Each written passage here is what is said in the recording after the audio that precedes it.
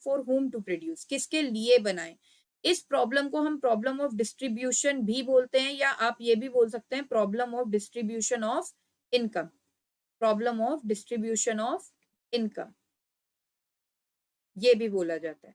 ठीक है, तो फॉर होम टू प्रोड्यूस, बेटा नाम से पता लग रहा है ना किसके लिए बनाए। जैसे कि हमें पता है हमारी जो सोसाइटी है वो 3 सेक्शंस में डिवाइडेड है। एक तो लोअर सेक्शन जो बहुत ही फाइनेंशियली बैकवर्ड होते हैं, ठीक है, इकोनॉमिकली बैकवर्ड सेक्शंस हैं जो अपनी बेसिक नेसेसिटीज को भी पूरा नहीं कर पाते हैं। एक होता है middle section, middle class section जो ठीक ठीक होते हैं। एंड एक होता है रिच सेक्शन, रिच सेक्शन बहुत ही हायर फाइनेंशियल स्टेटस के होते हैं, है ना। तो जब भी हम कोई चीज प्रोडक्शन कर रहे हैं ना, तो ये एक प्रॉब्लम होती है कि किसके लिए बनाएं, हम लोअर सेक्शन के लिए प्रोडक्शन करें, या हम मिडिल सेक्शन पीपल के लिए प्रोडक्शन करें, या हम रिच सेक्शन पीपल के लिए प्रोडक्शन करें। तो हम किन के लिए प्रोडक्शन करें। So problem of selecting the section of society that is lower, middle section and rich section for whom the goods to be produced, किन के लिए गुड्स प्रोड्यूस करे जाए। नेक्स्ट बेटा, अब जैसे कि मैंने आपको बताया था, हमेशा मैं आपको बताती हूँ कि प्रोडक्शन अगर करनी है तो हमें ये 4 रिसोर्सेज तो मेन चाहिए होते हैं, जिन्हें हम क्या बोलते हैं, फैक्टर्स ऑफ प्रोडक्शन। लैंड भी चाहिए, लेबर भी चाहिए, कैपिटल भी चाहिए एंड एंटरप्रेन्योर भी चाहिए। जैसे मान लो बेटा मुझे किसी लैंड पे शॉपिंग कॉम्प्लेक्स बनाना है, मुझे किसी लैंड पे शॉपिंग कॉम्प्लेक्स बनाना है, राइट। तो लैंड तो चाहिए ही है ना इटसेल्फ, और लेबर भी चाहिए जो शॉपिंग कॉम्प्लेक्स के लिए कंस्ट्रक्शन करेगी, तो लेबर भी चाहिए, कैपिटल भी चाहिए। विदाउट मनी तो लैंड को शॉपिंग कॉम्प्लेक्स में कन्वर्ट कर ही नहीं सकते ना।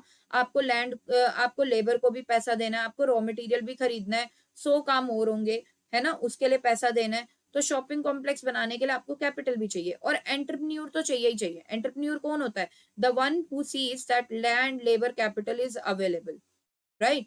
तो बेटा इनकी इनकम के बारे में बात करते हैं। अब क्योंकि प्रोडक्शन करने में इन चारों का हाथ होता है, कोई भी प्रोडक्शन होती है तो इन चारों का कंट्रीब्यूशन रहता है। किन चारों का, लैंड का, लेबर का, कैपिटल का, एंटरप्रेन्योर का।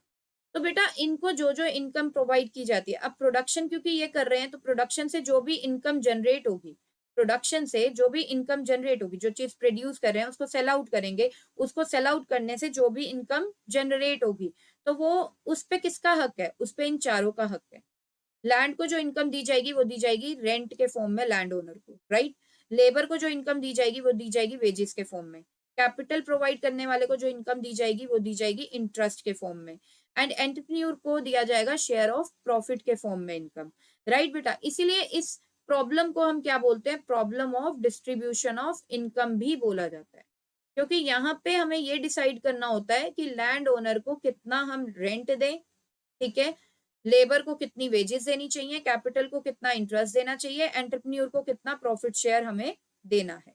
नेक्स्ट बेटा और इसको डीपली समझते हैं, फॉर होम टू प्रोड्यूस को, problem of distribution of income को। प्रॉब्लम को ना 2 मेन हेड्स में डिवाइड किया गया है, ठीक है। एक है पर्सनल डिस्ट्रीब्यूशन, एक है फंक्शनल डिस्ट्रीब्यूशन। पर्सनल डिस्ट्रीब्यूशन तो यही हो गया जैसे मैंने आपको बताया कि रेंट कितना देना है लेबर, लैंड होल्डर को, लैंड ओनर को, एंड वेजेस कितनी देनी है लेबर को, इंटरेस्ट कितना प्रोवाइड करना है कैपिटल प्रोवाइड करने वाले को, एंड प्रॉफिट शेयर कितना देना है एंटरप्रेन्योर को।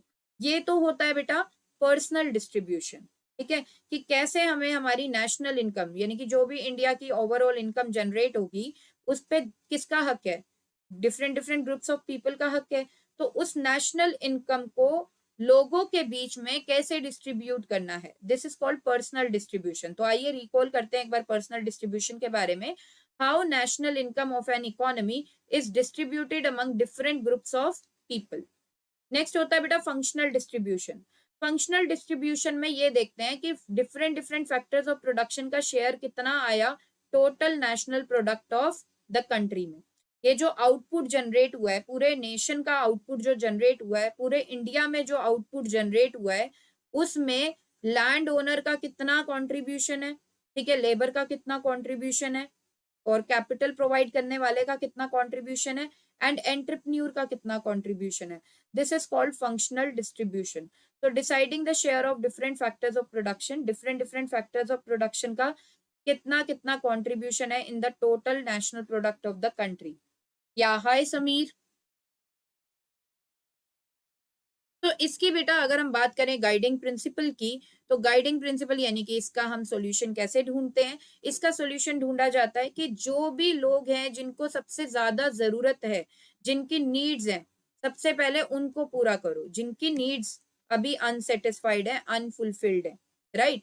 सो मोस्ट अर्जेंट नीड्स, जिनकी सबसे इमीडिएट जरूरतें हैं, of maximum number of people should be satisfied first. सबसे ज्यादा लोगों की जो इमीडिएट नीड्स हैं, पहले उसको सेटिस्फाई करना चाहिए। तो इसका डिसीजन इस हिसाब से लिया जाता है।